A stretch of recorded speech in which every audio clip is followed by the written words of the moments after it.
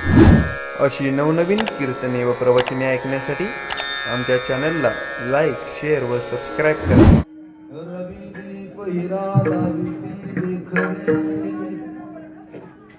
रवी दीप हिरा दाविती देखणे, अदृश्य दर्शने संता किया. त्यांचा महिमा काय वर्णू मी पामर, न कळतो साचार ब्रह्मादिका. तापली चंदन निवरितो कुडी, त्रिगुण तो काळी संत संग. त्यांचा महिमा काय वर्णू मी पामर, न कळतो साचार ब्रह्मादिका. माये बापे पिंड पाळीयला माया, जन्म मरण जाया संत संग. त्यांचा महिमा काय वर्णू मी पामर, न कळतो साचार ब्रह्मादिका. संतांच्या वचने वारी जन्म दुःख, मिष्टान्न ते भूक निवारण. त्यांचा महिमा काय वर्णू मी पामर, न कळतो साचार ब्रह्मादिका. तुका म्हणे जवळीन पाचारिता जावे, तुका म्हणे जवळीन पाचारिता जावे. संत चरणी भावे रिघावया. त्यांचा महिमा काय वर्णू मी पामर, न कळतो साचार ब्रह्मादिका. पांडुरंगा करू प्रथम नमन, दुसरे चरण संतांच्या. त्यांच्या कृपादानी कथेचा विस्तारू बाबाजी सद्गुरु दास तुका. नमो ज्ञानेश्वरा, नमो ज्ञानेश्वरा, निवृत्ती उदारा सोपान देवा. नमो मुक्ताबाई त्रिभुवन पावनी, आद्यत्रे जननी देवाची. नमो सद्गुरु तुकया ज्ञानदीपा, नमो सद्गुरु सच्चिदानंद रूपा. नमो सद्गुरु भक्त कल्याण मूर्ती, नमो सद्गुरु भास्करा पूर्ण कीर्ती. श्री संताची माता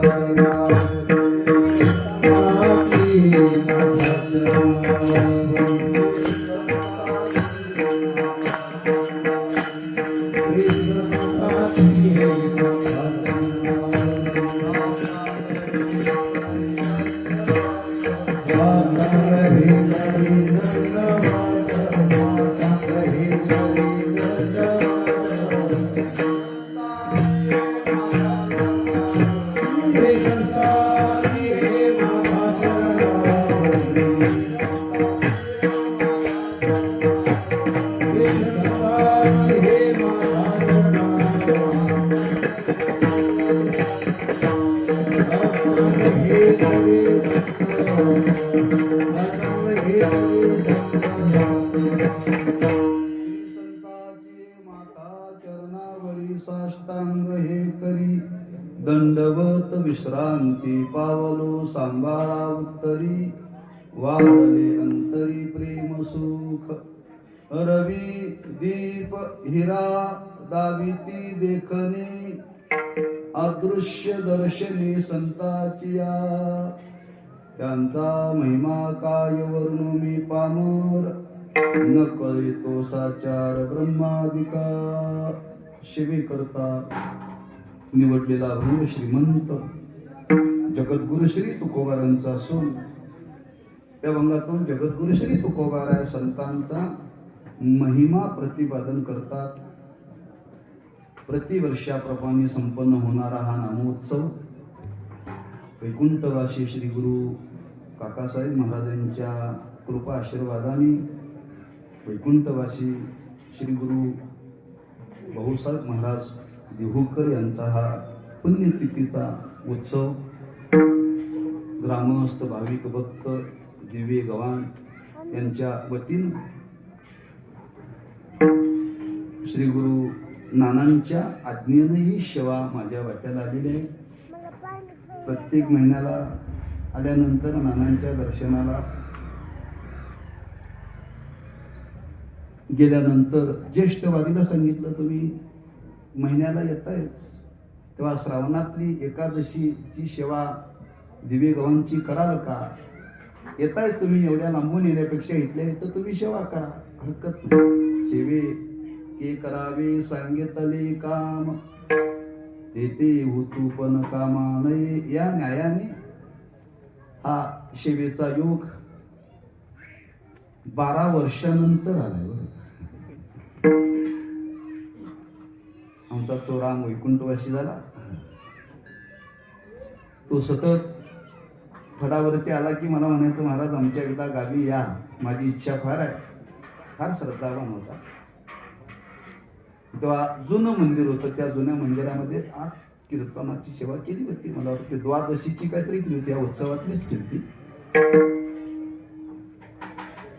यांनी सांगितली तारीख की 2014 आलो होतो. आता 2025 म्हणजे 11 वर्ष पूर्ण होऊन 12वं वर्ष लागलेलं आहे. एक तप पूर्ण झाल्यानंतर या गावाच्या दर्शनाचा योग आला बरं. मंदिराचं काम अतिशय सुंदर केलेलं आहे बरं, अतिशय सुंदर केलेलं आहे. आणि अशा ह्या नामोत्सवामध्ये हा सेवेचा योग आहे. यथामती काही चिंतन करण्याचा प्रयत्न करू. संतपर प्रकरणातला संतांची महती सांगणारा अभंग आहे. अलीकडे काय झालेलं आहे, लोकांना तुकाराम महाराजांची गाथा एवढंच अक्षर पाठ आहे बरं का, आतले अभंग पाठ कोणाला नाही. तेव्हा अडचण आहे, कुठे गेली की माणसं ती गाथा खिशातली करतात. हो, मोबाईल अभंगच पाठ नाही, त्याला काय करणार. पण सर्वांच्याच पाठातले अभंग घ्यावं म्हटलं तर ते अवघडच आहे ना. असो, पण तसा प्रसिद्ध अभंग आहे. अनेकांच्या मुखातून आपण ऐकले असेल, किंबहुना माझ्या मुखातून अनेक वेळा आपण ऐकले असेल. पण संतांचा पुण्यतिथीचा काल असल्यामुळे संतांची महती सांगणं आपलं कर्तव्य आहे बरं. या अभंगातून जगद्गुरु श्री तुकोबाराय संतांची महती प्रतिपादन करण्याचा हेतू काय, त्याची अनेक कारण आहेत. त्या अनेक कारणापैकी एक कारण आहे, समाज हा संत सन्मुख झाला पाहिजे. आणि समाज संत सन्मुख होण्याकरता संतांची महती कळावी लागते. महती कळल्याशिवाय मनुष्य ती वस्तू घेण्याकरता प्रवृत्त होत नाही, असा नियम आहे बरं. आज समाजाला संत जीवनाची गरज आहे, लक्षात ठेवा. समाजाला कळो अगर न कळो, पण समाजाला मात्र संत जीवनाची गरज आहे, लक्षात ठेवा. ज्ञानोबराने वर्णन केले, साधूची संगती तरुणोपाय. संतांच्या संगतीशिवाय मनुष्याचा उद्धार कदापि शक्य नाही. त्या संतांचा संग मनुष्य जीवनामध्ये घडला पाहिजे. पण कधी घडेल, त्या संतांचं महत्व कळेल तर. संतांचं महत्व कळेल तर. मग त्या संतांचं महत्व कळण्याकरता संतांनाच संतांचं महत्व सांगावं लागलं, किंबहुना त्यांनीच महत्व सांगावं बरं का. हे येड्या गबाळाचं काम नाही. भक्ताचा महिमा भक्तची जाणती. एखाद्या पुढाऱ्याने संतांचं वर्णन करणं योग्य नाही, पुढाऱ्याने पुढाऱ्याचं वर्णन करावं योग्य आहे. पण संतांचं वर्णन करण्याकरता ते संतच पाहिजेत, लक्षात ठेवा. म्हणून आज समाजाला संतांची गरज आहे, पण तो समाज मात्र संत सन्मुख नाही आहे. किंबहुना संत समाज सन्मुख आहेत, पण समाज मात्र संत सन्मुख नाही. दोन शब्द आहेत, लक्षात ठेवा. संत समाज सन्मुख आहेत, पण समाज मात्र संत सन्मुख नाही. दोघांचा एक विचार व्हावा लागतो, लक्षात ठेवा. संत समाज सन्मुख आहेत, पण समाज मात्र संत सन्मुख झाल्याशिवाय समाजावरती संत संगतीचा परिणाम होणार नाही.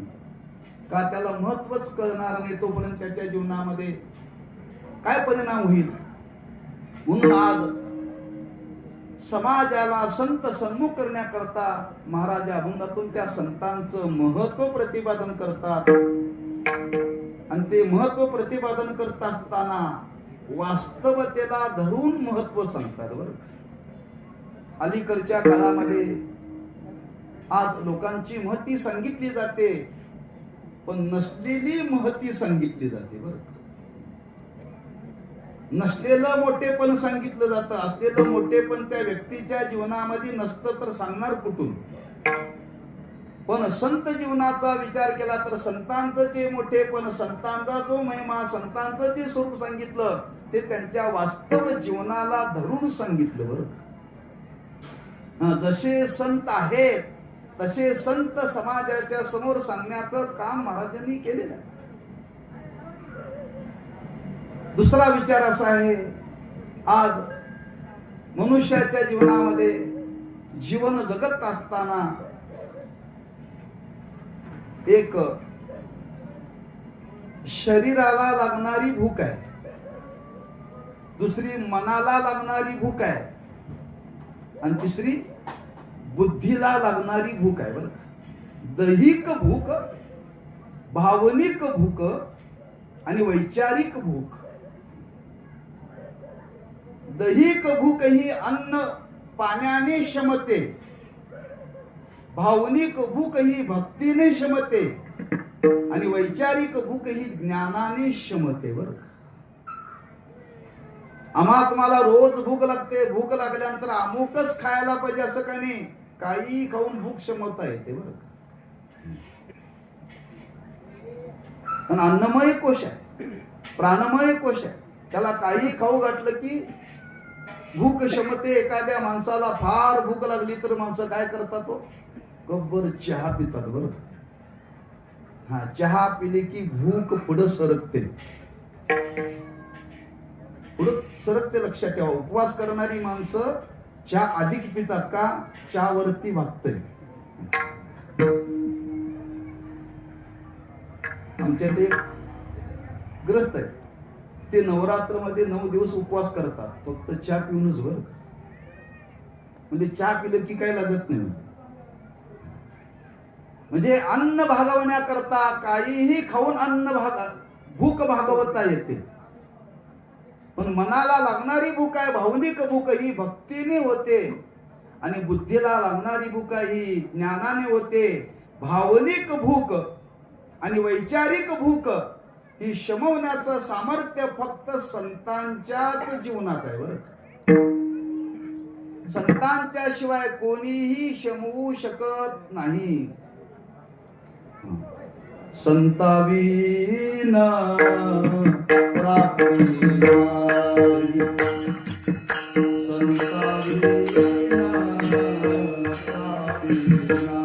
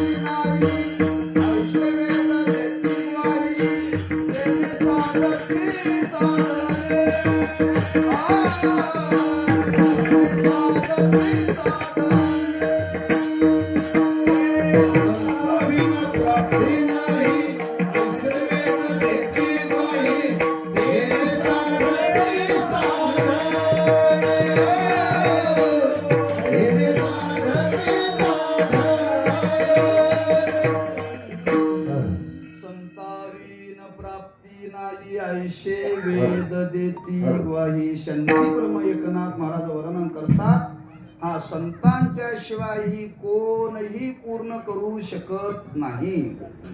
ज्यावेळी मनुष्य या अवस्थेला येईल, एखाद्याच्या अंतःकरणामध्ये भगवंताच्या भेटीची ओढ निर्माण व्हावी, एखाद्याच्या अंतःकरणामध्ये ज्ञान प्राप्त करण्याची तीव्र इच्छा निर्माण व्हावी, त्यावेळी त्याच्या जीवनाची अवस्था आहे. बरं, ज्ञानोबांनी वर्णन केले, भगवंताच्या भेटीची ओढ निर्माण झाल्यानंतर अवस्था काय आहे.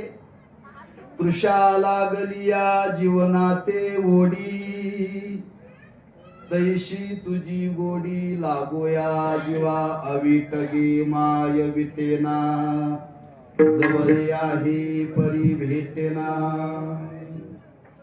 किंवा महाराजांच्या जीवन भाषेमध्ये जर बोलायला ठरलं तर, जीवना वेगळी मासोळी, तैसा तुका तळमळी. भगवंताच्या भेटीची ओढ निर्माण झाल्यानंतर काय अवस्था, त्या अवस्थेचं वर्णन केले. जगणं सुद्धा अवघड आहे बरं. आणि वैचारिक भूक जर लागली तर त्याही सुद्धा हीच अवस्था आहे, लक्षात ठेवा. कै ऐशी दशा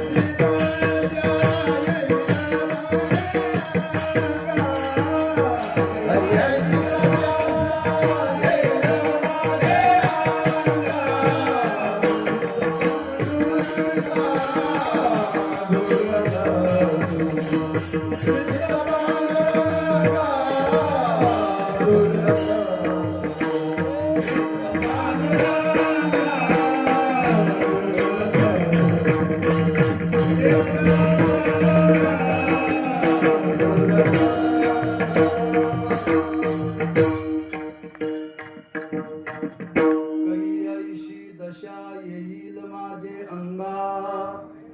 चित्त पांडुरंगा झुरतशी. चित्ताला झुरणी लागते बरं का, त्याला काहीही गोड लागत नाही, झोप लागत नाही, काही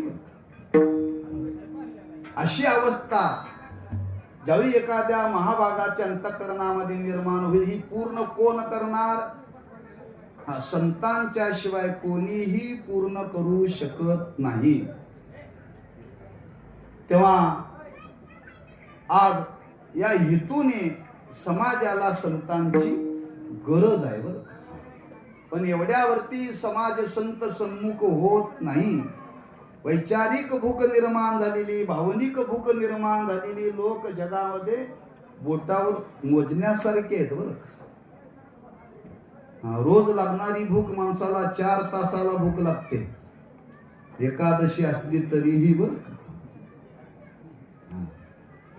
4 तासाला खावं लागतं, आम्हाला सांगावं लागतं. आज एका त्या आमच्या मठाच्या शेजारी मुलगी राहते, म्हणजे तिला म्हणजे एकादशी मी फक्त मला 4च करते म्हणून.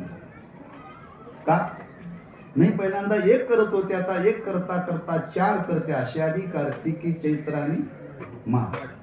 प्रत्येक महिन्याची करायला काय अडचण आहे, म्हणजे भूक आवरत नाही. म्हणजे व्यवहारात म्हण आहे, शेळी सारखं चर पण एकादशी कर. म्हणजे अन्नाला भूक लागते, किती खाल्लं तर ती काही तासापुरती भूक आहे बरं का. अशी भूक लागलेली भुकेली पुष्कळ आहे. यांच्याकरता संतांची गरज नाही. कोणीही कोणाला जीव घालू शकतं बरं. पण भावनिक भूक आणि वैचारिक भूक ज्यावेळी निर्माण होते त्यावेळी मात्र संतांच्या शिवाय कोणीही पूर्ण करू शकत नाही. आणि हे सामर्थ्य त्या संत जीवनामध्ये आहे बरं. त्यांच्या जीवनामध्ये सामर्थ्य आहे. काय सामर्थ्य आहे? हे सामर्थ्य समाजाला कळावं म्हणून तुकोबारांनी काही अभंगात दृष्टांत दिले आणि त्या दृष्टांताच्या माध्यमातून संतांचं मोठेपण आज समाजाला सांगण्याकरता प्रवृत्त झाले. संतांची प्रसिद्धी करावी लागत नाही, ते प्रसिद्धच आहेत बरं का. ही गोष्ट लक्षात ठेवा प्रत्येकाने. संतांची प्रसिद्धी करावी लागत नाही. ज्ञानोबांनीच वर्णन केले. जय जय ओ शुद्धे उदारे प्रसिद्धी अनवरत आनंदे वर्षती. त्यांच्या प्रसिद्धीचं वर्णन करताना वाऱ्या मापी हात चाले सज्जनाची. संतांची प्रसिद्धी करावी लागत नाही, प्रसिद्धी आहे. पण आज आम्हा तुम्हाला कळण्याकरता मात्र संतांची प्रसिद्धी नाम संतांचं काय सामर्थ्य आहे समाजाला सांगावं लागतं. अति बुद्धिमान मनुष्य अति बुद्धिमान मनुष्य लक्षात ठेवा. आणि दुसरा माणसाचा स्वभाव आहे माणसं प्रसिद्धीला आकर्षित लवकर होतात. म्हणून समाजाच्या दृष्टीने हा सांगण्याचा प्रयत्न केलेला आहे. आणि तो सांगत असताना महाराज म्हणतात त्या भूतलावरती संतांचं सामर्थ्य काय आहे. संत किती मोठे आहे, किती मोठे आहे. आणि ते मोठेपण काय पद्धतीनं आहे ते कसं आपल्याला कळावं म्हणून महाराजांनी भौतिक जीवनाचा विचार समाजाच्या समोर मांडलेला आहे. आज भौतिक साधनावरती भर ठेवून मनुष्य जीवन जगतो आहे. आणि त्या भौतिक साधनाच्या द्वारे जीवन जगत असताना त्या भौतिक साधनाचाच विचार संतांच्या जीवनाशी तुलनात्मक केलेला आहे बरं. काय भौतिक साधन आहेत. भौतिक साधनावरती जग चाललेलं आहे ना. जगतातले व्यवहार चाललेत, आमच्या तुमच्या जीवनातले व्यवहार चाललेत. आता आपण बसलोय प्रकाशामध्ये बसलोय. प्रकाशामध्ये बसलोय. हा प्रकाश आणलाय कुठून आणलाय? हा कृत्रिम आहे बरोबर. हा प्रकाश कृत्रिम आहे. भौतिक साधनातून निर्माण केलेला प्रकाश आहे. हा नैसर्गिक प्रकाश नाहीये. पण आता नैसर्गिक प्रकाश आपल्याला मिळू शकत नाही. का मिळू शकत नाही? त्याला काही कालमान सांगितलेला आहे. शुद्ध पक्ष आहे आणि शुद्ध पक्षामध्ये एका एका कलेने चंद्र वाढतो आणि तो पौर्णिमेला पूर्ण होतो. आणि वद्य पक्षामध्ये एका एका कलेने तो कमी होतो आणि अमावस्याला मावळतो. चंद्राच्या प्रकाशामध्ये व्यवहार करता येतो पण कधी शुद्ध पक्षामध्ये वद्य पक्षामध्ये नाही. काल मावळत गेल्यानंतर करता येत नाही बरं. काही कालामध्ये तो प्रकाश आपल्याला प्राप्त करता येतो. मग असा प्रकाश मिळत नाही. त्या चंद्राचा प्रकाश कमी पडतो. मग काय करावं? पूर्वीच्या काळामध्ये प्रकाशाची व्यवस्था करण्याकरता हिऱ्याची व्यवस्था केलेली आहे, दिव्याची व्यवस्था केलेली आहे. त्या दिव्याच्या प्रकाशामध्ये हिऱ्याच्या प्रकाशामध्ये व्यवहार केला जातो. दिवसा सूर्याच्या प्रकाशामध्ये व्यवहार केला जातो आणि रात्री दिव्याच्या प्रकाशामध्ये व्यवहार केला जातो. आणि याच्या प्रकाशाने आज जग पाहिलं जातं. आपण जगामध्ये वावरू शकतो. रात्रंदिवस आपल्याला जगामध्ये फिरता येतं या भौतिक प्रकाशाच्या साहाय्याने. या भौतिक प्रकाशाच्या साहाय्याने आपण जग पाहू शकतो. पण या जगामध्ये असणारा अदृश्य असणारा परमात्मा त्याला मात्र या भौतिक साधनाच्या द्वारे पाहता येत नाही. का पाहता येत नाही? जग पाहावं का जगातला देव पाहावा? जग पाहण्यामध्ये पुरुषार्थ नाहीये, पण जगातला देव पाहण्यामध्ये पुरुषार्थ आहे. तुकोबांनी वर्णन केले, या जगामध्ये देव आहे, तो सगळ्यांना दिसत नाही. देव आहे सुकाळ देशी, अभाग्याशी दुर्भिक्ष. अभागी तुकोबारे म्हणतात. सगळ्यांना देव या जगातला दिसत नाही. सुकाळ आहे देवाचा, बर का, देवाचा सुकाळ. जिकडं पाव तिकडं देवच आहे, पण कोणाला दिसतो कोणाला दिसत नका. अभागे, सगळे अज्ञानी, अनधिकारी. जग पाहण्यामध्ये पुरुषार्थ नाही. त्या जगामध्ये असणारा परमात्मा, त्याला पाहण्यामध्ये पुरुषार्थ आहे. आणि तो पाहण्याकरता जीवनामध्ये प्रयत्न केला पाहिजे. मग कोण दाखवू शकतं का? हो, महाराज म्हणतात दाखवू शकतात संत. त्या भौतिक साधनाच्या द्वारे अदृश्य असणारा परमात्मा, त्याचं दर्शन होऊ शकत नाही. का? परमात्मा अभौतिक आहे आणि साधन भौतिक आहे. भौतिक साधनाच्या द्वारे अभौतिक परमात्म्याचं दर्शन करता येत नाही. येत नाही, लक्षात ठेवा. मनुष्य आंधळा आहे. आंधळ्या माणसाला प्रकाश उपयोगाचा नाही. बर, प्रकाश उपयोगाचा नाहीये. जन्मताच आंधळा आहे. त्याला सूर्य उगवला काय आणि मावळला काय, काय फरक पडत नाही.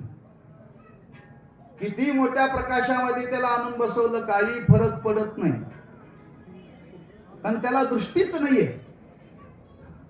म्हणजे आंधळ्याला प्रकाशाची गरज नाही. प्रकाशा वाचून त्याला जीवनामध्ये व्यवहार करता येतो. बरं, जीवनामध्ये व्यवहार करता येतो. आमच्या घरी आंधळा मुलगा आहे, आमच्या गावात. आमच्या वडिलांनी त्याला तयार केलं. संपूर्ण श्रीमद भगवद्गीता पाठ आहे.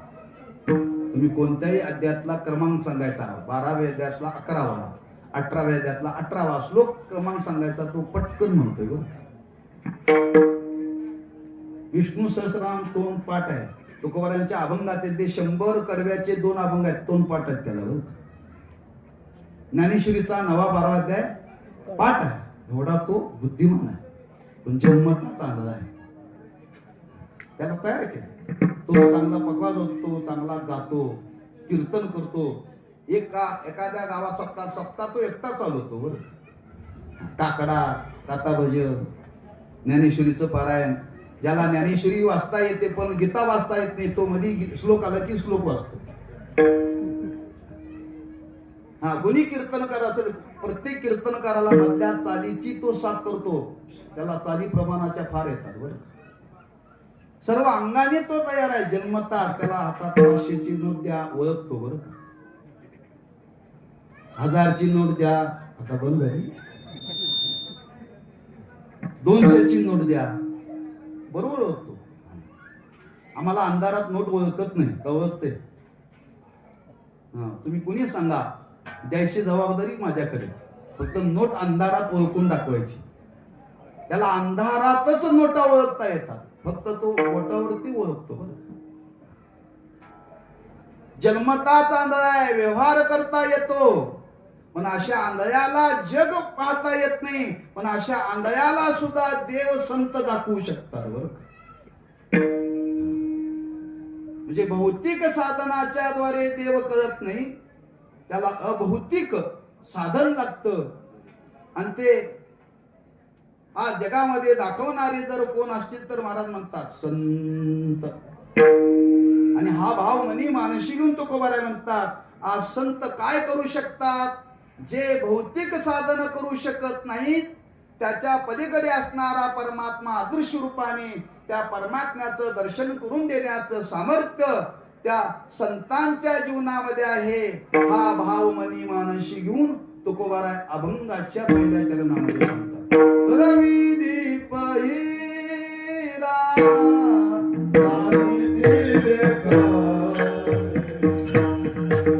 Rami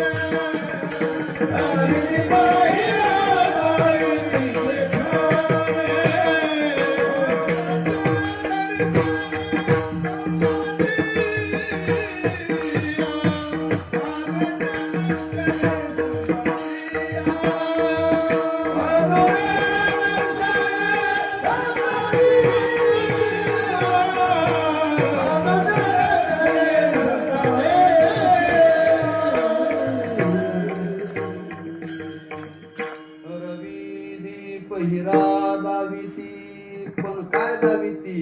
देखणे. देखणे म्हणजे दृश्य. जो पदार्थ डोळ्याला दिसतो तो पदार्थ हे दाखवतात बरं का. दाविती, देखणे. देखणे म्हणजे दृश्य. जो पदार्थ फक्त डोळ्याला दिसतो तो पदार्थ दाखवण्याचं काम करतात. म्हणजे काय? प्रत्यक्ष ज्ञान करून देत नाहीत. त्या पदार्थावरती आलेलं अंधाराचं आवरण बाजूला करतात. अंधार बाजूला झाला त्याला म्हणतात प्रकाशन. अंधार बाजूला झाला की ती वस्तू दिसते. कोणाला दिसते? डोळस माणसाला. बरोबर, डोळस माणसाला दिसते. अंधया माणसाला दिसत नाही. फक्त प्रकाशन, फक्त प्रकाश देण्याचं काम करतो. असा हा काय देवा सांगत नाही. हा मंडप आहे सांगतोय काय? हा बसलेली पुढं माणसं आहेत असा देवा सांगतो नाही. आम्हाला हा अंधारामध्ये दिसत नाही. फक्त अंधार घालवला की आपल्याला कळतं हा मंडप आहे. देवा सांगत नाही. देवा जर उद्या सांगायला लागला हा मंडप आहे तर अवघड होईल बरं का. म्हणून फक्त अंधार घालवण्याचं काम करतो. जो पदार्थ दृश्य आहे, जो पदार्थ डोळ्याला दिसतो तोच पदार्थ बरं का.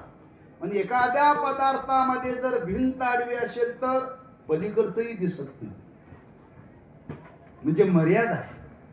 म्हणजे या रवी दीप हिरा हे भौतिक प्रकाश आणि भौतिक प्रकाशाने भौतिक पदार्थाचं ज्ञान होतं.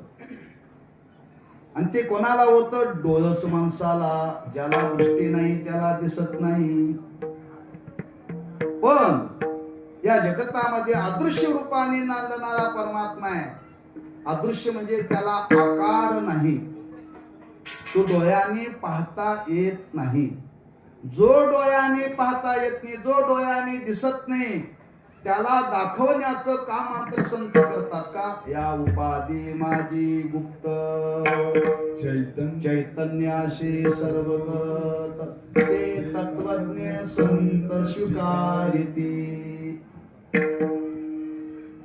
त्या संतानाच तो परमात्मा दिसतो आणि ज्यांना दिसतो तेच आज आम्हा तुम्हाला दाखवतात. पण कसं दाखवतात? ह्या डोळ्याने पाहता येत नाही. मग का चष्मा घालावा लागतो का? चष्मा घालून सुद्धा दिसत नाही. मग कोणत्या डोळ्याने? त्याला अंतर्मुख व्हावं लागतं. आणि ती पाहण्याची पद्धत आहे, दाखवण्याची पद्धत आहे. आपल्याकडे एक व्यवहारामध्ये काही लोकांच्याकडे एक काही पदार्थ हरवले की ते दिसतात बरं का. त्याला काय म्हणतात? अंजन. आमच्या गावामध्ये ग्रस्त होते, वारले ते. त्याच्याकडे लोक यायचे, म्हैस हरवलेली आहे. मग ते काय करायचे? काच घ्यायचे आणि त्या काचेला ते काळं लावायचं. काळं लावलं की बरोबर त्यालाच फक्त दिसायचं, बाकी कोणाला नाही बरं का. तो सांगायचा अमक्या अमक्याच्या वावरात चरायला लागलेले आहे. ज्याची हरवलेल्या त्याला दिसत नाही बरं का. फक्त ज्याला अंजन घातलं त्यालाच दिसते. तू कुठे सांगतो?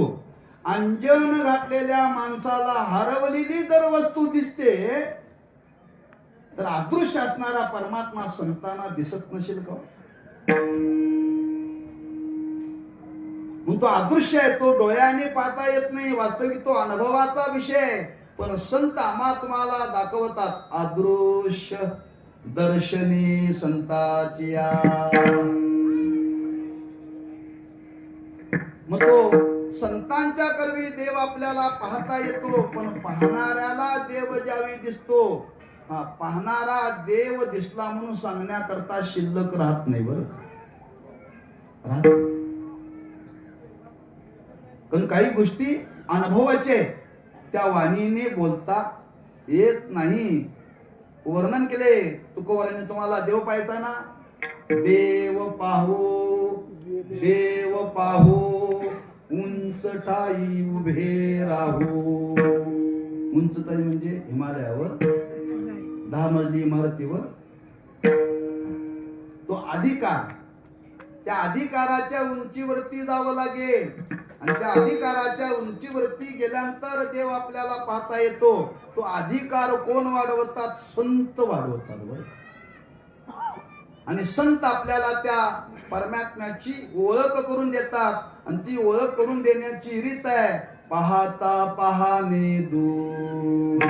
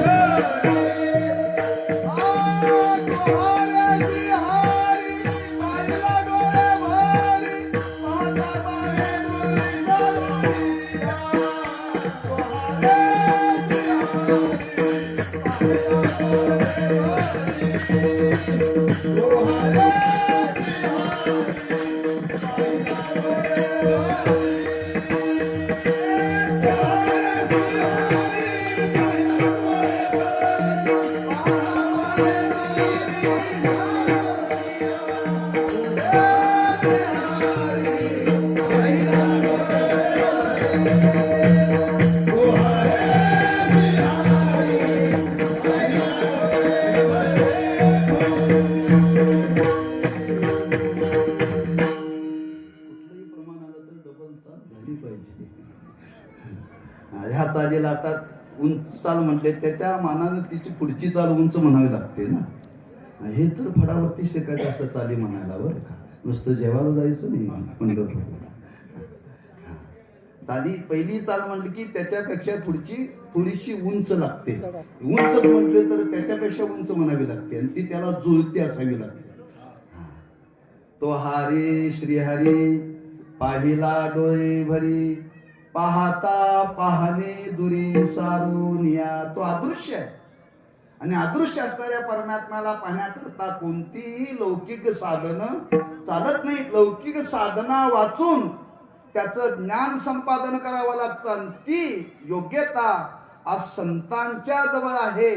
हा संतांच्या शिवाय आपल्याला कोणी देवाचं दर्शन करून देऊ शकत नाही. कोणी म्हणजे काय फायदा, फायदा काय, फार मोठा फायदा. बरीच माणसं रोज देवाच्या दर्शनाला येतात बरं का. देवाच्या दर्शनाला येत असताना बऱ्याच लोकांना सवय असते घरातून बाहेर पडलं की बिडी पेटवायची आणि ती ओढत ओढत ओढत देवाच्या दर्शनाला यायची. देवाच्या पायरीजवळ आली की ती विझवायची, ती तिथं ठेवायची. पाणी असेल तर चूल भरायची आणि आत जायचं, देवाचं दर्शन घ्यायचं, एक 5 मिनिटं बसायचं, पुन्हा बाहेर यायचं आणि बाहेर आल्यानंतर पुन्हा ती विझवलेली पुन्हा पेटवायची आणि पुन्हा ओढत जायची. का अग्निहोत्री केशातच असतं. असा रोज एक ग्रस्त यायचा नेमाने. एकाने निरीक्षण केलं बरं का, हा ग्रस्त रोज येतो आणि आल्यानंतर याच्या ठिकाणी चांगला गुण आहे, देवळात जाताना बिडी विझवतो, देवाचं दर्शन घेतो, देवाचं दर्शन झाले की पुन्हा विझवलेली पेटवतो. म्हणून त्याला राहवलं नाही का, हो दादा रोज तुम्ही देवाच्या दर्शनाला येता, तुम्ही देवळापर्यंत येताना बिडी ओढत येता, देवळात गेल्यानंतर ती विझवता, पुन्हा बाहेर आल्यानंतर पेटवता, असं का? ते म्हणजे देवळात देव असतो, देवाच्या समोर ओढायची नसते. चांगला विचार आहे का? देवळात देव आहे आणि देवाच्या समोर बिडी ओढायची नसते. त्याला उद्या कळालं जसा तो देवळात आहे तसा तो देवळाच्या बाहेर आहे आणि तो आदर्श रूपान आहे असं जर बिडी ओढणाऱ्याला जर कळलं तर तो कुठंच ओढणार नाही बरं का. हा फायदा आहे लक्षात. माणसं पाप कुठं करतात? अंधारात. अंधारात देव बघत नाही. त्याला कळालं देव सगळीकडे आहे, देव पाहतो, सगळ्या ठिकाणी पाहतो. हे जर अदृश्य रूपाने ज्ञान झालं तर पाप करेल का? म्हणून आज या दर्शनाची समाजाला गरज आहे. जर समाज शुद्ध व्हावा असं वाटत असेल, निष्पाप व्हावा असं वाटत असेल तर ह्या विचाराची आज समाजाला गरज आहे बरं. आणि हा विचार फक्त संतच पूर्ण करू शकतात. अदृश्य दर्शनी संतांची आणि असं सामर्थ्य ज्या संतांच्या जवळ आहे. तुकोबाराय म्हणतात, अशांचं माझ्या सारख्याने काय वर्णन करावं, त्यांचा महिमा काय, त्यांचा महिमा काय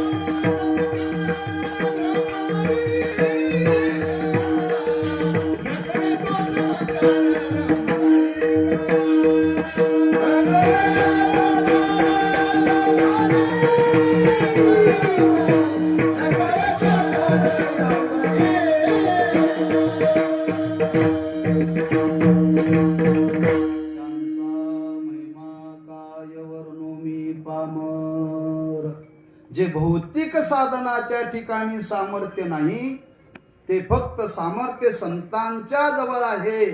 अशा संतांचं माझ्यासारख्यानी काय मोठेपण सांगावं, त्यांचा महिमा काय वर्णू मी पामर. पामर शब्द घेतलाय, स्वतःकडे घेतलाय तुकोबरायांनी. हा, मोठ्यांचं वर्णन करताना मोठ्यांच्या समोर वर्णन करणाऱ्याने आपण लहान आहोत ही भावना धारण करावी बर का. संतांचं वर्णन करताना तुकोबराने हा प्रकट केलेला आहे, मी त्या संतांच्या दृष्टीने पामर आहे. ज्ञानोबा म्हणतात, एरवी तरी मी मूर्खू परी संत दीपका. संतांच्या दृष्टीनं शब्द वापरलाय बर का तो, सामान्यांच्या दृष्टीने वापरलेला नाहीये. तेव्हा संतांचं वर्णन करताना तुकोबराय स्वतःला पामर म्हणतात, आमचं तुमचं वर्णन करताना नव्हे. मग त्या संतांचा महिमा आहे, काय वर्णन करावा. जगामध्ये बऱ्याच गोष्टी आहेत, त्या माणसाला कळत नाही बरं का, कळत नाही. पिशाच्य आमच्या तुमच्यामध्ये राहतं पण दिसत नाही. दरिद्री आमच्या तुमच्यामध्येच राहतो पण त्याच्याकडे लक्ष कोणाचं जात नाही. आणि संत आमच्या तुमच्या सारखेच आहेत, आमच्या तुमच्या सारखेच आहेत, आमच्या तुमच्यातच राहतात पण कोणाला कळत नाही. कळत नाही बरं का. काय संतांना असं काय विशेष काय शरीराच्या बाबतीत काय नाही आहे. जसं आमचं तुमचं शरीर आहे तसंच त्यांचं शरीर आहे. का फरक आहे. संतांना दोन शिंग आहेत असं काय, दोन्ही दिसत सारे. तुकोबरांच्या भाषेत बोललं पाहिजे. तुका म्हणे तैशी संतानी जन दोहीशी समान भजू नये. दिसला शरीराने संत सारखेच आहेत पण ओळखता येत नाही. लक्षात ठेवा, ओळखता येत नाही. का संत कळतच नाही. संतही कळत नाहीत, गरीबही कळत नाही आणि पिशाचे कळत नाही. ते आमच्या तुमच्या मध्येच राहतंय पण कळत नाही बरं का. एक ग्रस्त प्रवासाला चालले होते आणि एका गावामध्ये मुक्कामाला उतरले. गावाच्या बाहेर मंदिर, धर्मशाळा. त्या गावातले ग्रस्त संध्याकाळी पाहण्याकरता गेले कोणी प्रवासी आलाय का. तरी एक प्रवासी आला होता. म्हणले आमच्या घरी जेवायला चला. हरकत नाही म्हणले, माझा नित्यनेम आवरून येतो, तुम्ही पुढे जा. हे ग्रस्त गेले, स्वयंपाक केला. स्वयंपाक तयार झाल्यानंतर त्या अतिथीला बनवण्याकरता गेले. घरी बोलवून आणलं. अतिथ्यांनी घरचा यजमान ताटं केलेले. जेवायला बसणार, त्याची पत्नी वाढण्याकरता आली आणि त्या पत्नीकडे लक्ष गेलं.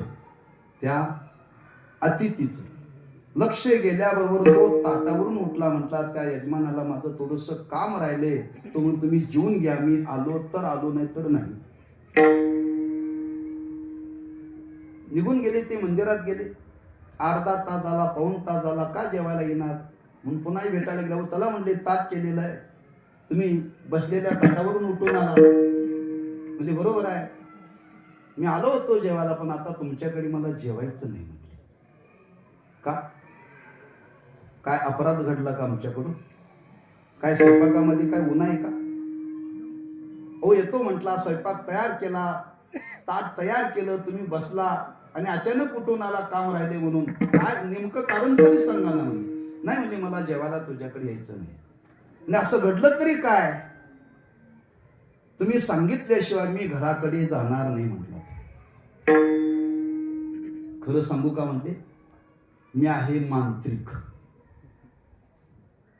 मी प्रवासाला निघालो, थांबलो, तो बोलवण्याकरता आलो आणि मांत्रिक असल्यामुळे तुझी जी बायको आहे ना, ती बायको नाही, ती पिशाची आहे म्हटली. पिशाची आहे. हा, त्यांनी लक्षणं सांगितली. पिशाच्याला टाचा नसतात बरं. हा, बघायला कुठं जाऊ नका.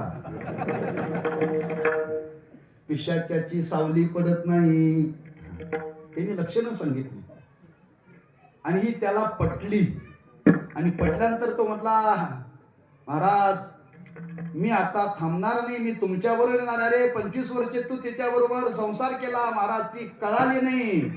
म्हणजे बायको पिशाची आहे कळाली नसून सुद्धा संसार केला, पिशाची सुद्धा ओळखत नाही. मला एवढाच मुद्दा सांगायचा. तसे संत सुद्धा ओळखता येत नाही, दरिद्री सुद्धा ओळखत नाही. म्हणून तुकोबारा म्हणतात, त्यांचा महिमा काय वर्णू मी पामर, न कळे तो साचार ब्रह्मादिका. भल्या भल्याना कळा नाही बरं. सामान्यांना संत कळे नाही त्यात नाहीये. तुकोबारांनी इथं उल्लेख केला, न कळे तो साचार ब्रह्मादिका.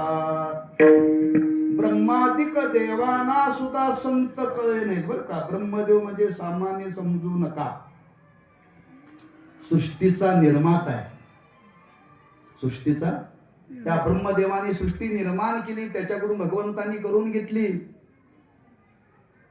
त्या ब्रह्मदेवाने सृष्टी निर्माण केली. बघा एवढी माणसं एकत्र आलीत, कोणाचा चेहरा सारखा आहे का नाही. ही बुद्धिमत्ता आहे. एवढा तो बुद्धिमान, एवढा सत्ताधीश ब्रह्मदेव, पण त्या ब्रह्मादिक देवांना सुद्धा संत कळत नाही, संत ओळखता येत नाही बरं का.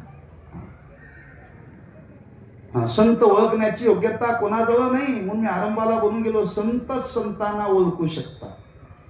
तुकोबारे म्हणतात, ब्रह्मदेव मोठा आहे, इतका मोठा इतका मोठा आहे, आता या भूतलावरती ब्रह्मदेवापेक्षा कोणीही मोठा नाही. सर्वात शेवटचं पद म्हणजे ब्रह्मदेवाचं. इथं पद प्राप्त केली जातात कुठून, डेअरीच्या चेअरमन पासून कुठपर्यंत? राष्ट्रपती. त्याच्या पुढं त्याच्या पुढचं पद आहे इंद्रपद. त्याच्या पुढचं पद आहे ब्रह्मदेवाचं पद. ब्रह्मदेवाचं पद प्राप्त केलं की संपलं. त्याच्या पुढं पद नाही बरं का. त्या पदापर्यंत प्रत्येकाला जाता येतं. फार मोठा ब्रह्मदेव आहे, लक्षात ठेवा. पण ब्रह्मदेव जरी मोठा असला तरी त्याला संतांना ओळखण्याची योग्यता नाही. तुकोबराय म्हणतात त्याला देव सुद्धा ओळखता आला नाही. ब्रह्मादिका नकळे खोळ ते अकळ धरी यले. देव सुद्धा ओळखता आला नाही, किंबहुना बापाला सुद्धा ओळखता आलं नाही. बापाला सुद्धा ओळखता आलं नाहीये. इतका मोठा तो ब्रह्मदेव. त्या ब्रह्मादिका देवांना सुद्धा संत ओळखता येत नाही. कसं ओळखता येत नाही? एक दृष्टांत सांगितला जातो, श्री गुरूंच्या मुखातून ऐकलेला. एकदा ब्रह्मदेव या भूतलावरती फिरण्या करतात. एकदा बघावं काय दिवे गव्हाणला सप्ताह चाललाय म्हणले. आले आणि फिरत आले आणि फिरत जाता जाता त्यांना एक ग्रस्त रस्त्यामध्ये भेटले. ते भेटले पण त्यांनी काय ब्रह्मदेवाला ओळखलं नाही आणि ब्रह्मदेवाला नमस्कार केला नाही. हो म्हटले, मला ओळखलं नाही का? म्हटले, मी कोण आहे माहितीये का? मी ब्रह्मदेव आहे. मी ब्रह्मदेव. आम्हाला लोक ओळख करून दे, महाराज या गावचा सरपंच आहे बरं का मी. आम्ही तो नमस्कार. तसं त्या ग्रस्तांना सांगितलं ब्रह्मदेवाने, बघा मी ब्रह्मदेव आहे, मला ओळखलं नाही. असं का म्हणले? हरकत नाही, हरकत नाही, नमस्कार म्हटले. अहो मी मोठा आहे, नुसता नमस्कार करून भागत नाही. मोठ्यांच्याकडे काहीतरी मागावं लागतं. काहीतरी मागा. आता ते ग्रस्त म्हटले, तुम्ही मागा म्हणता बरोबर, पण आम्हाला मागायची सवय नाही ना. ही अडचण आहे ना फार मोठी. फार मोठी अडचण आहे. फार मोठी अडचण आहे. आम्हाला तर फार मोठी अडचण आहे. आम्हाला तारखा घेताना फोन वरती माणसं विचारतात, महाराज तुम्हाला किती द्यावं लागतं? पुढच्या आठवड्यात तिथं भूमला तारीख घेतल्या त्या लोकांनी. कुठून त्यांना संबंध आला का माहिती नाही. आणि त्यांनी पहिला फोन केला, महाराज तुम्हाला किती द्यावं लागतं? म्हणलं महाराज मागत नाही. ओके, मागतच नाही. मागायची सवयच नाही आपल्याला. तसं त्या ब्रह्मदेवाला ते ग्रस्त म्हटले, आम्हाला मागायची सवय ना नाहीये. पण ब्रह्मदेव म्हटले, मला मागावं लागतं. मागितल्याशिवाय तुम्हाला पुढे जाता येणार नाही. काहीतरी मागा माझ्याकडे, काहीतरी मागा. विचार केला, हा बाबा आडवा आलाय. आपण काय याच्याकडे मागण्याकरता प्रवृत्त झालेलं नाही, पण हाच म्हणतो काहीतरी मागा. त्यांनी विचार केला, आपल्या इच्छेकरता नको, पण याच्या इच्छेकरता तरी मागावं ना. हरकत नाही म्हणले, आपण ब्रह्मदेव आहात, तुमचा फार आग्रह आहे, काहीतरी मागा. म्हणून मागतो म्हटले. काय नाही म्हणले, मला फक्त पावशेर नम्रता द्या म्हणजे. पावशेर नम्रता द्या. पावशेर नम्रता द्या म्हटल्याबरोबर ब्रह्मदेव शांत झाले बरं का. काय सुचेना. ते विचार करू लागले, नम्रता आणि ती पावशेर कुठं मिळते? आपण आपल्या आयुष्यात कधी शब्दच ऐकलेला नाही. आणि या महाभागाने माग म्हटल्यानंतर असं काही विलक्षण मागितलंय. बरं आता नाही द्यावं तर आपली इज्जत जाणार, आपण मोठे आहोत. ब्रह्मदेव विचार करू लागले, काय करावं? म्हणजे असं करा, मी तुम्हाला 8 दिवसांनी देतो, दिवे गव्हांचा काला झाल्यावर. तो महाभाग म्हटला, 8 दिवस का 8 महिन्यांनी दिलं तरी चालेल. म्हणलं मला रस्ता रिकामा करून दे. ते ग्रस्त निघून गेले. ब्रह्मदेव विचार करू लागला, किती डोकी होती? 4. एकाही डोक्यात सुचेना पावशेर नम्रता म्हणजे काय आणि ती कुठं मिळते. अगदी चेहरा पडला. आता याच्यातून सोडवणारा एकच आपला बाप, म्हणून वैकुंठात गेले बरं का. भगवान विष्णूंनी लांबूनच पाहिलं ब्रह्मदेवाचा चेहरा. बहुतेक ब्रह्मदेवाला सर्दी झालेली दिसते वाटतं. चेहरा पडलेला दिसतोय, काय सुचत नाही, विचाराच्या अधीन आहे. या ब्रह्मदेवा काय काय काय काय विचार करताय, काय तब्येत बरोबर नाही का? म्हणजे तसं काय झालं नाही. म्हणजे मग तुमचा चेहरा पडलेला दिसतो. हो बरोबर आहे, त्याच्याकरता तर आलोय तुमच्याकडे. म्हणजे नेमकं झालं तरी काय? काय नाही म्हणले, मी रस्त्याने चाललो होतो, मला एक ग्रस्त भेटले आणि त्या ग्रस्तांना म्हटलं मला काहीतरी मागा. ते मागत नव्हते, मी त्यांना फार आग्रह केला आणि आग्रह केल्यानंतर त्यांनी असं काही विलक्षण मागितलं मी माझ्या आयुष्यामध्ये पाहिलं तर नाहीच आहे, पण ऐकलेलं सुद्धा नाही म्हटले. म्हणजे काय मागितलं? पावशेर नम्रता. देव म्हटले तुला नसलेल्या उचापत्ती करायला सांगितलं का? गरज होती का? ते मागत नव्हते ना, मग मागण्याचा आग्रह का केला? म्हणजे खरं सांगू का, पोरांनी उचापत्ती करायची असतात आणि बापांनी निस्तरायचे असतात. तुम्ही माझे बाप आहात, मला बाहेर पडण्याचा मार्ग सांगा. हरकत नाही, जे भेटले ना पुन्हा त्यांची भेट घे आणि भेट घेऊन त्यांच्या चरणावरती साष्टांग दंडवत घालतो. म्हटला 10 वेळा घालतो, पण गेल्या गेल्या जर मला विचारलं पावशेर नम्रता कुठं आहे, मी सांगतो तेवढं करून. आणि ते आले आणि त्यांची भेट घेतली आणि भेट घेतली आणि त्यांच्या चरणावरती दंडवत घातला. श्री संताची माता चरणावरी साष्टांग हे करी दंडवत. ते होते कबीर महाराज. ते होते कोण? कबीर महाराज. आणि त्या कबीर महाराजांनी त्यांना म्हटलं ब्रह्मदेवा मी पावशेर मागितली, ही 1.5 किलो झाली म्हटले. आपली गोष्ट संपली. ब्रह्मदेवाला कबीर महाराज भेटले पण कळाले न कळे तो साचार ब्रह्मादिका. ब्रह्मादिक देवाना सुद्धा संत कळत नाही. तो तुकोबारा म्हणतात माझ्यासारख्याने काय वर्णन करावं, त्यांचा महिमा काय वर्णू मी पामर. न कळे तो साचार ब्रह्मादिका. याच ठिकाणी अभंगाचा भावार्थ झाला असं समजू. उर्वरित काळामध्ये राहिलेल्या चरणाचा शब्दार्थ सांगू. नियमाप्रमाणे चाल म्हणा.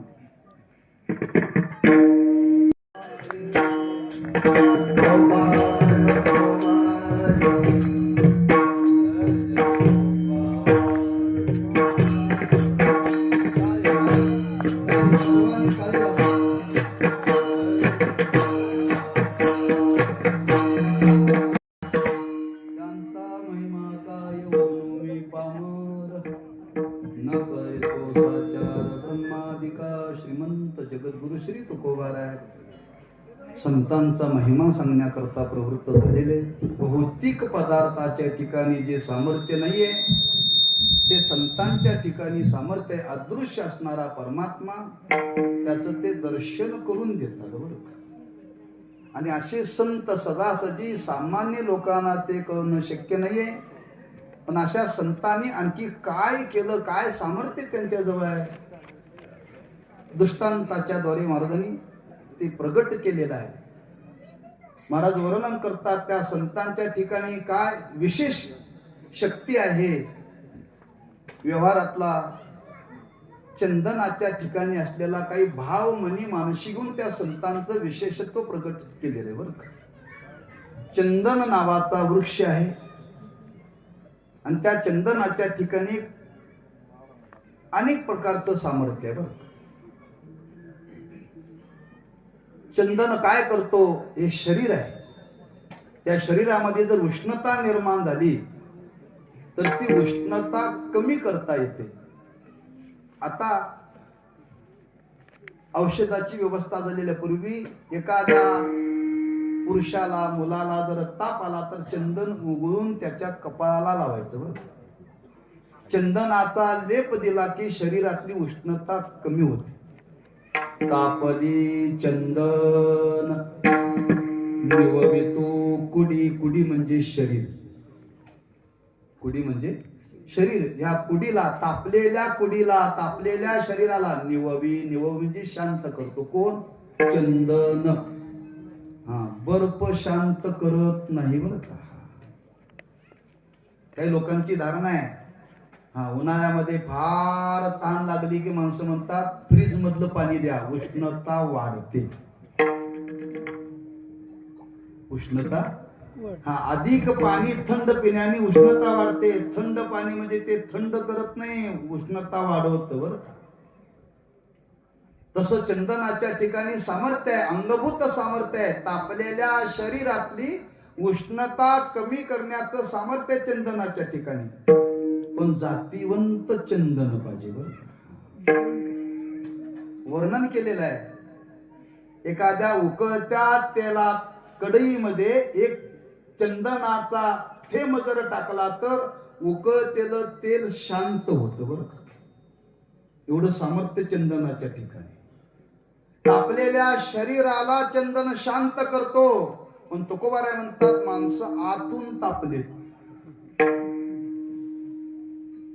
कशाने?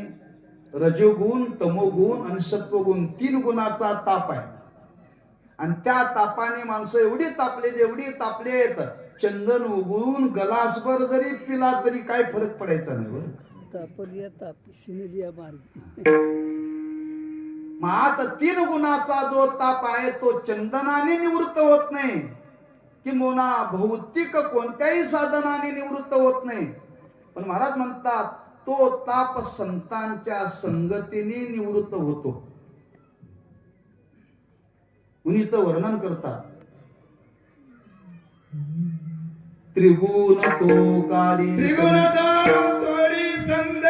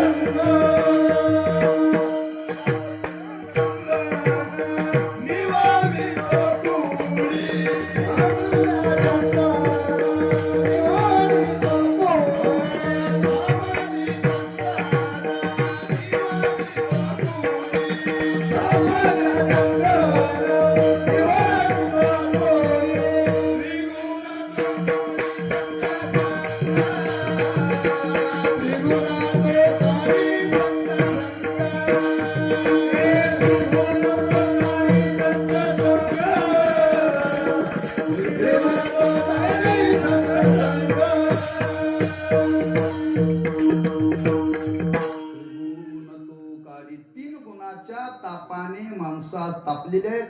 हा, भौतिक औषधाचा उपयोग होत नाही. जागोजागी याचं वर्णन केले. त्रिवेद तापाचे झाले वळवण, देखिल्या चरण वैष्णवांचे धन्याजी दिन, झाले संतांचे दर्शन, झाले पापा तापा तुटे धन्य गेले, उठा उठी त्रिगुण तो काढे संत संग. आता 3 गुणाचा ताप कसा आहे आणि तो संतांच्या संगतीने कसा जातो सांगण्याकरता आपल्याकडे वेळ नाही. मी पुढे सरकतो. गणिताप्रमाणे माझ्याकडे 5 मिनिटं शिल्लक आहे ठरलेल्या वेळेप्रमाणे. तेव्हा विस्तार मिळत नाही. विस्तार आहे त्याचा. 3 गुण माहित, पण 3 गुणाचा ताप लोकाला माहिती नाही बरं. तुम्ही महाराष्ट्र सोडून आहे त्याच्यामुळे तुम्हाला 15 मिनिटे जादा आहे. असू देत असू देत. अजून मला 4 चरण पुढे सोडायचे आहेत ना. कीर्तनकार अलीकडे वेळ वाढवून मागत नाही, पाकिट वाढवून मागतात. त्रिगुण तो काळी संत संग, 3 गुणाचा ताप आहे आणि तो संतांच्या संगतीने निवृत्त होतो. महाराज म्हणतात त्यांचा महिमा काय वर्णू मी पामर. हा ताप संतांच्या संगतीने निवृत्त होतो. त्याच्या पुढे वर्णन करतात. महाराज म्हणतात जन्म देणारे माय बाप आहे आणि जन्म देणारे माय बाप काय करतात? जन्माला घालतात, लहानाचं मोठं करतात, सांभाळतात, भरण पोषण करतात. पण जन्म देण्याचं, जन्माला घालण्याचं सामर्थ्य आहे, पण मरणाचं दुःख घालवण्याचं सामर्थ्य त्यांच्या जवळ नाही बरं. माये बापी पिंड पाळेला माया, जन्म मरण जाया संत संग. माय बाप जन्माला घालतात, पण जन्म मरणाचं दुःख मात्र माय बाप निवृत्त करू शकत नाहीत का? त्यांचंच गेलेलं नसतं.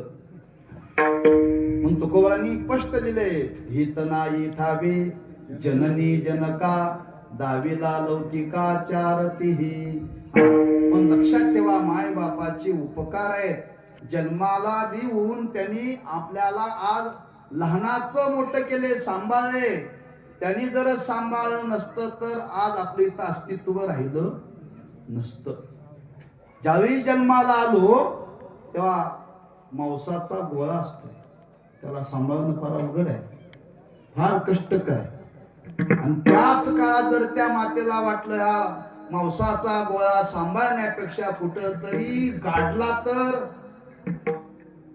आणि गाडला असतं तर आज आपण इथं हयात असतो का? म्हणून त्यांची उपकार विसरू नका बरं का. त्यांनी जन्माला घालून आपल्याला लहानाचं मोठं केलं, पुष्ट केलं. नाही देव दाखवला, नाही दुःख घालवलं, पण जग दाखवलं का नाही त्यांनी? थोडे उपकार आहेत त्यांचे. पण महाराज म्हणतात त्यांनी जन्माला देऊन लहानाचं मोठं केलं, सांभाळलं, पण जन्म मरणाचं दुःख घालवण्याचं सामर्थ्य त्यांच्या जवळ नाही, पण हे संतांच्या जवळ आहे. जन्म मरण जाया संत संग. जो संतांच्या संगतीमध्ये जातो त्याच्या जीवनातलं जन्माचंही दुःख निवृत्त होतं आणि मरणाचंही दुःख निवृत्त होतं. हे सामर्थ्य ज्यांच्या जवळ आहे त्यांचा महिमा काय वर्णोमी पामर, न कळे तो साचार ब्रह्माधिका. त्याच्या पुढे वर्णन करतात महाराज, दृष्टांत देतात. आपण रोज रवा खातो, थोडासा विचार केला भूक लागते म्हणून, आणि भूक लागल्यावरच खावं बरं का. भूक लागल्यानंतर अन्नाची किंमत कळते. भूक लागल्यानंतर अन्न गोड लागतं. भूक नसताना जर अन्न खाल्लं तर ते गोड लागत नाही. म्हणून व्यवहारात म्हणा, भुकेला कोंडा झोपेला धोंडा. आम्हाला एशी लावून सुद्धा झोप लागत नाही, आणि पंच पक्वान्न ठेवून सुद्धा भूक भागत नाही. भूकच नाही आपल्याला. मी मंडळी म्हणजे महाराज काहीतरी खावा, काहीतरी खावा. म्हटलं मला भूक 6 वाजता लागते, खायला द्या. आधी मध्ये खाण्यात काय अर्थ नाही, लक्षात ठेवा. मग त्या अन्नामध्ये सामर्थ्य आहे. ते अन्न काय करतं? भूक शांत करतं. भूक शांत करतं, ही अन्नाची योग्यता आहे बरं. म्हणून तर माणसं अन्न खातात. म्हणून भूक लागल्यानंतर खावं. भूक लागले नसल्यानंतर खाऊ नये, आणि भूक पूर्ण झाल्यावरही खाऊ नये. काही माणसं भूक पूर्ण झाल्यानंतर सुद्धा खातात. पंगत बसली होती द्वादशीची. श्री बालाजी का बेत होता. वाढणारा अडाणी होता. कुठं वाढावं, कसं वाढावं हे कळत नव्हतं. पहिल्यांदा वाढणाऱ्याने पोटभर प्रत्येकाला जिलेबी वाटली, एखादी पोटभर खाल्ली, अगदी पोट लावून. आणि त्यानंतर दुसरा ग्रस्त वाढायला आला, काय? श्रीखंड. आणि ते श्रीखंड वाढताना याने हात आडवे केले होते, नको का? जिलेबी पोटभर खाल्ली होती. पण वाढणारा अडाणी होता. वाढता वाढता त्याच्या हातावरती 2 थेंब पडले श्रीखंडाचे. त्यांनी म्हणजे कसं बघावं तरी ते असं घेतलं आणि जिभेला लावलं. वा, हे श्रीखंड इकडे म्हणले, आणि माझ्या ताटात वाढणार. तो म्हणला, महाराज तुम्हाला बोलता येईना, तोंड उघडल्यावर जिलेबीची तुकडी दिसतात म्हणले तोंडात, आणि तुम्ही श्रीखंड खाणार कुठं म्हणले. हे बघ, चौकशा करायचं नाही, वाढायचं म्हणले. पदरचं वाढतो का म्हणले. मालकाने तुला वाडा पाठवले ना, तुला माहिती नाही म्हणले, जिलेबी पोकळ असते. मी पोटभर खाल्ल्या, पण ती जिलेबी पोकळ आहे. त्या जिलेबीत एक श्रीखंड बसेल, वाढ म्हटले. असे खाल्ल्यानंतर सुद्धा खाणारा एक बहादर आहे बरं का. पण तुकोबारा म्हणतात अन्नाचं सामर्थ्य आहे. भुकलेल्या माणसाची भूक शांत करते. भूक ही 4 तासाची भूक शांत करते. पण प्रत्येक जीवाला लागलेली अनंत कालापासून भूक आहे. सकल दुःखाची निवृत्ती आणि परमानंदाची प्राप्ती ही भूक संतांच्या वाणीने निवृत्त होते. संतांच्या वचने वारी जन्म दुःख मिष्टान्न ते भूक निवारली. तुका म्हणे कानी ऐकली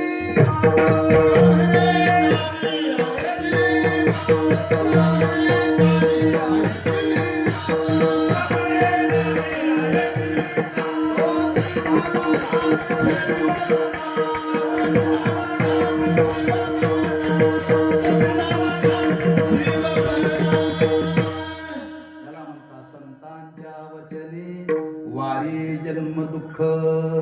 असं संतांचं सामर्थ्य आहे.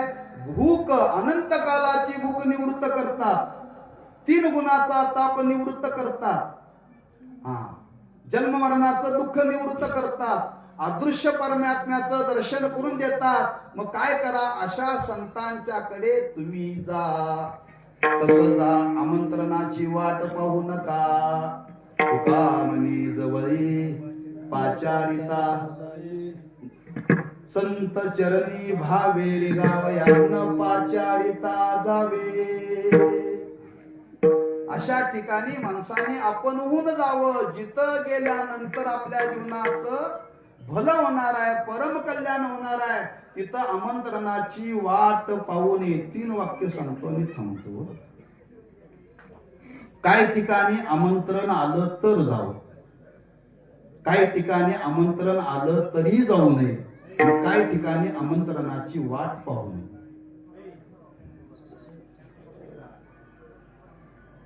पाहुण्यामध्ये लग्नाचा सोहळा ठरला. विचार काऊ बंडोबंद आला नाही म्हणजे आमंत्रणच नाही. लग्नाचं, बारशाचं, वास्तुशांतीचं, वाढदिवसाचं आमंत्रण असं तर जावं, आमंत्रणा वाचून गेला तर अपमान आहे. काही ठिकाणी आमंत्रण आलं तरी जाऊ नये. तुमच्याकडे नाही, आमच्या भागात जत्रा होतात, माह्या होतात. गावानी मोठी जत्रा भरवली आणि त्या जत्रेला काय आणला, लोकनाट्य तमाशा. आणि त्या तमाशाचं उद्घाटन हबच्या हस्ते ठेवलं. जावं, आमंत्रण आलं तरी जाऊ नये. आणि जिथं गेल्यानंतर आपल्या जीवनाचं कल्याण होतं तिथं आमंत्रणाची वाट पाहून. गाव रात्री कीर्तनाला आलाच नाही, कोणी बोलवलं नाही, काय गावाचं बारसं घातलं तर तिथं.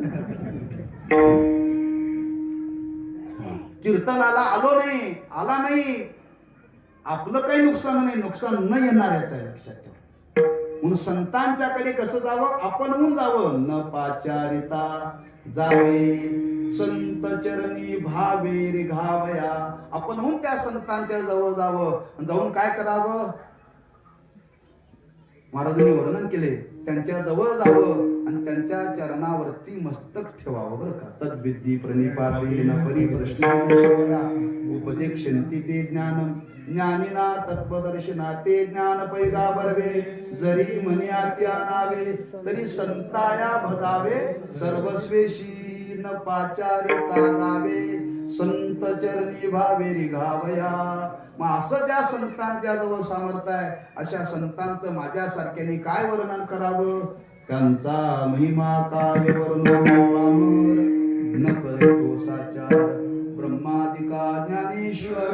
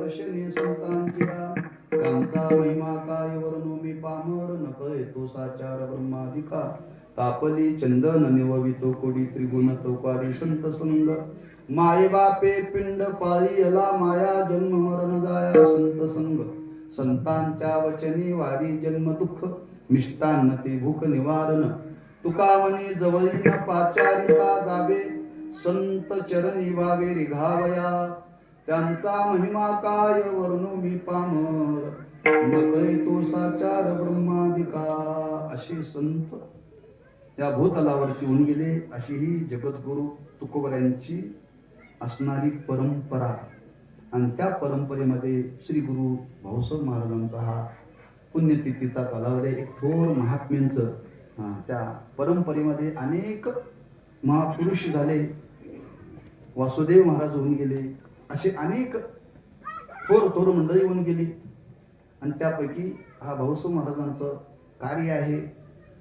त्यांची साधना फार मोठी परमार्थाची आणि त्यांच्या पुण्यतिथीचा हा सोहळा आपण संपन्न करताय भाग्यवान आहात बरं की ज्या परंपरेशी आपला संबंध आला आणि त्या परंपरेमध्ये अनेक थोर पुरुष होऊन गेले. तेव्हा हा आपल्या ग्रामस्थांच्या वतीनं प्रतिवर्षी आपण हा सोहळा साजरा करताय. काहीतरी गावचं पुण्य आहे बरं ही चौकशी केली. गाव मोठं नाहीये पण पुण्याईच्या दृष्टीनं मोठं आहे. काही गाव मोठे आहेत, सत्तेनं मोठे आहेत, पैशाने मोठे आहेत, आमदार आहेत, मंत्री आहेत, पण गावात एकही सत्ता होत नाही. म्हणून पुण्याई आपल्या गावची फार आहे. लक्षात ठेवा भाग्यवान आहात. एका थोर पुरुषाचं पुण्यस्मरण आपण करता आणि त्या सोहळ्यामध्ये एका अशा सामान्य सेवकाला ही सेवा करण्याची संधी आपल्याला श्री गुरूंच्या आज्ञेतून प्राप्त झाली. तेव्हा त्या संतांच्या चरणी एवढीच अपेक्षा करायची आहे की एकदा आयुष्यात हे संत आम्हाला कळावेत. अजून कळालेली नाहीत. आमचा परमार्थ चाललाय पण एकदा आम्हाला हे कळावेत आणि त्यांच्या चरणाशी आपण एकदा नतमस्तक व्हावं आणि ही अवस्था आमच्या जीवनामध्ये आयुष्य संपायच्या आधी एकदा ही अवस्था आम्हाला प्राप्त व्हावी. तर याच जन्मामध्ये आयुष्य संपायच्या आधी एकदा जर हा काल आमच्या जीवनामध्ये जर आला ना आपला केलेला परमार्थ सफल झाला म्हणून समजावा आणि ती अवस्था जीवनामध्ये प्राप्त व्हावी हीच त्या महात्म्यांच्या पंढरीश परमात्म्याच्या चरणी प्रार्थना करून श्री गुरु काकासाहेबांच्या चरणी ज्यांच्या निमित्ताने आपण सेवा करतो श्री गुरु भाऊसाहेब महाराजांच्या चरणी सेवा समर्पित करून सेवेला पूर्णविराम देऊ. पायाच्या प्रसादे काही विनोदे मद क्षमा करणे संती व्यंगभूत युक्ती नोह्या उपदेश तुमचे बडबडे दोषेश तुमच्या कृपेचे कोसने जन्मो जन्मी तुकाराम तुकाराम.